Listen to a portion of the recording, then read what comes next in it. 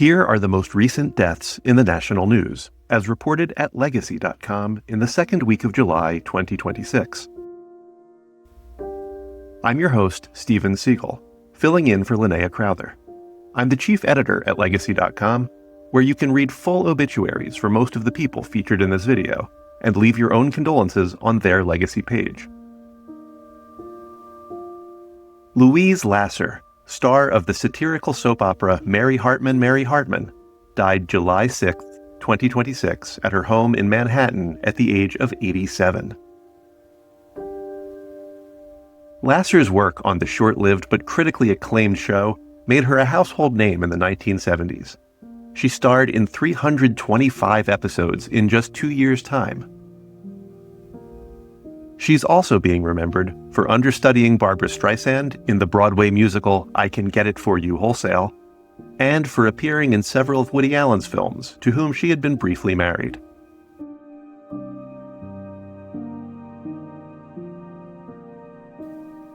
Actor and bodybuilder Kjell Nilsson died July 2, 2026, of kidney disease in Queensland, Australia, at the age of 76. He was best known as Lord Humongous, the iconic villain of Mad Max 2: The Road Warrior, a role in which his face is never seen. Nilsson is also being remembered as an Olympic-class weightlifter.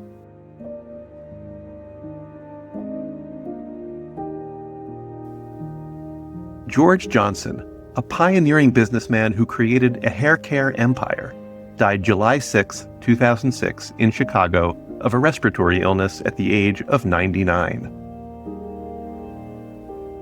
He was the founder of Johnson Products, which created Ultra Sheen and Afro Sheen, two of America's most popular hair care products. Johnson is also being remembered as the longtime advertising sponsor of Soul Train and as the founder of Independence Bank of Chicago, one of the country's first Black-owned banks.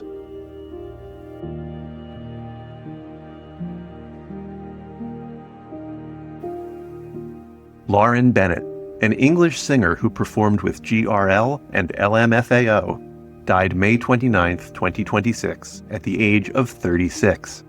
Her death was reported this week. No cause of death has been announced.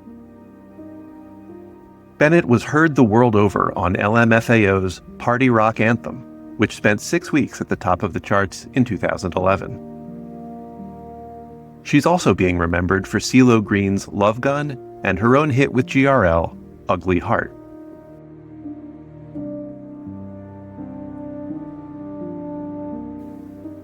Keith Mitchell, a college football and NFL player of the 1990s and 2000s, died July 2, 2026, at the age of 51. His cause of death has not been announced.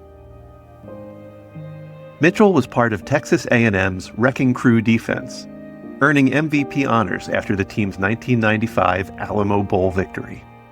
He went on to become a linebacker with the New Orleans Saints and played in the Pro Bowl in 2001.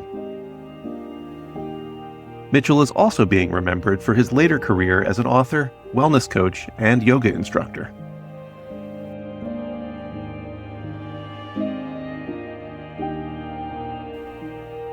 Actor-turned-artist Joby Baker, a familiar on-screen face of the 1950s and 60s, died June 22, 2026, of natural causes at the age of 92. He was best known for his appearances in the teen surfer movie Gidget and 2 of its sequels, and he appeared in popular musical comedies alongside stars like Elvis Presley and Connie Francis. Baker is also being remembered as the star of the sitcom Good Morning World, which introduced the then-unknown actress Goldie Hawn.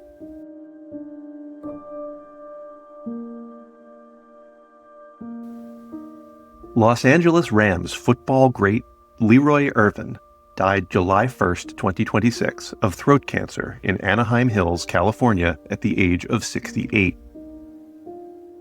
Irvin was a 2-time Pro Bowl player who set the NFL record for punt return yards in a single game, 207, playing against the Atlanta Falcons in 1981. He's also being remembered as the team record holder for most non-offensive touchdowns, and for being sent to the Pro Bowl in 2 different positions.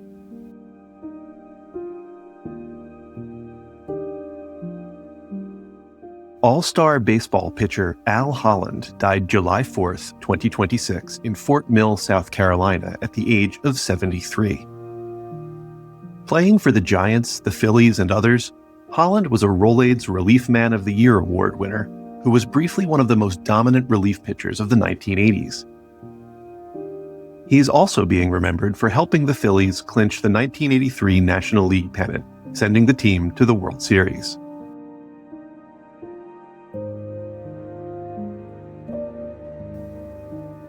Bonnie Tyler, the Welsh singer whose pop anthems helped shape the sound of the 1980s, died July 8, 2026, after surgery in Faro, Portugal, at the age of 75.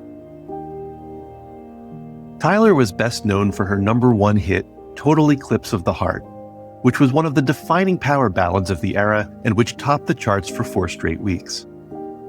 She's also being remembered for enduring hits such as Holding Out for a Hero and It's a Heartache.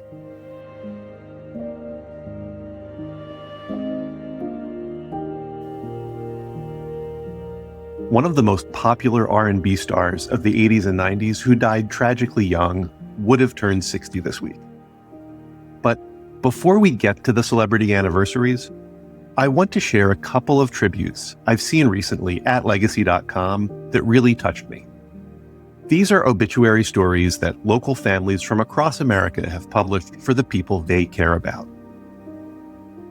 This photographer from Connecticut, Larry Bigman, had a fascinating life, riding motorcycles and printing Mars photos for NASA. But most of all, I love the piece of wisdom he shared with his son. If you want to be happy, you need someone to love, something to do, and something to look forward to. Jacqueline Lee Barfield, from Kentucky by way of Florida, told her family that in another life she would have been an archaeologist.